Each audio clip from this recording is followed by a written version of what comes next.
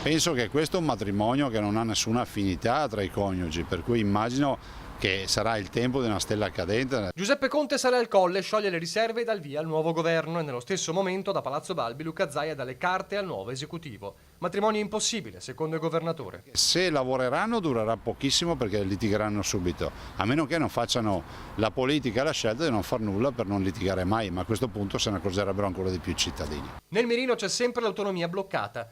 Adesso Zaia dovrà interagire non più con Erika Stefani, ma con Francesco Boccia, esponente del Partito Democratico e neo ministro degli affari regionali, dicitura dalla quale è stata tolta proprio la parola autonomia, presente nel precedente esecutivo. Il PD sappiamo già come la pensa, ha fatto un ricorso avanti la Corte Costituzionale per bloccare i veneti al referendum. Ricordo che ci hanno vietato la tessera elettorale, ci hanno obbligato a pagare i militari e i seggi, hanno mandato avanti altri 3 ricorsi al TAR, insomma ce n'è per tutti i gusti. Adesso vedremo quanto bravi sono, no? Dicono che faranno subito l'autonomia, faranno subito tutto, mi chiedo per quale motivo in 14 mesi Di Maio non l'abbia fatto con il nostro governo. E poi le altre cruciali partite aperte in Veneto. Rispetto ai grillini saremo proprio lì attenti a vedere quali saranno le decisioni sulla TAV del Veneto e rispetto a tutto il tema delle infrastrutture penso e ricordo a tutti che abbiamo la pedemontana in piedi e poi non ultimo è bene ricordare anche la grande partita delle Olimpiadi.